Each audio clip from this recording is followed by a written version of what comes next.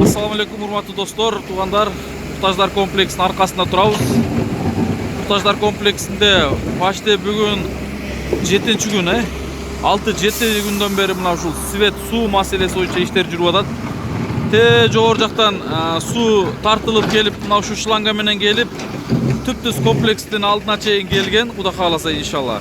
Столпалар болсо бул жерге чейин коюлду эле, мына бул жака да коюлду, бирок зымдарын тартып элек. Столпаны коюп, биринчи күнү эле коюп кеткен, ошо бойдон зымына кириши элек. Мынакей бул убактылуу эле момундай столпалар турат, Кудай кааласа эми аягына чыгып калар иншалла. Биз азыр суу тартылган месталарды жаптырып атабыз.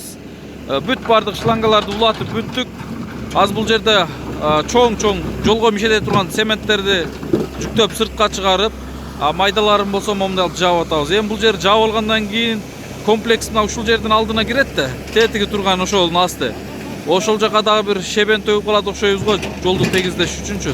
Тазалаш үчүн караңыздар, лай болуп котко болуп кетти. Мына ушундай достор, бүгүн 2-декабрь, иш мына ушундай жүрүп атат. Ушул экскаватор казып берди эле, кайра өзү жаап атат. Бул ишке жардам берген мен дагы да ушул Жалал Абад областтык өкүлүнө, Сузак район акимине, Таш булак айыл өкмөтүнө ыраазычылык билдирем. Кудай буйрса ушундай биздин кайрымдуулук фонддорду мамлекет тарабынан колдоп турган болсо, биз эч качан чарчабайбыз. Эң негизгиси Камчыбек Ташиев агабызга да терең ыраазычылык билдирем.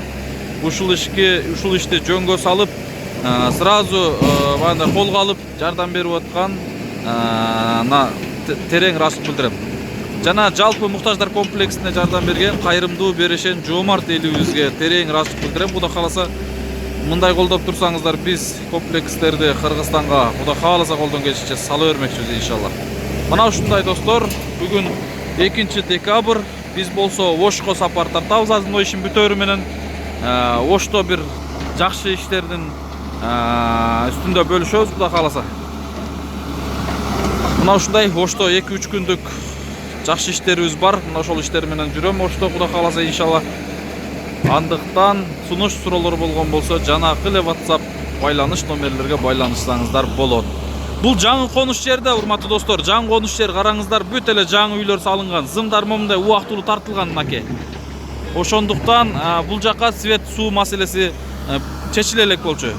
Ар бир нерсе убак саатында болот экен. Бизде эле курук убагында, жайдын күнүндө, күндүн ысыгында ушулар бүтүп калса жакшы болот эле деп атабыз, бирок Кудайым качан буйрук өкүм чыгарганда ошол убакта болот экен да. Мына бүгүн кыш болуп турса дагы, жаан, каар болуп турса дагы, бирок иштер бүтүп кетти иншалла. Мына ушундай достор, туугандар.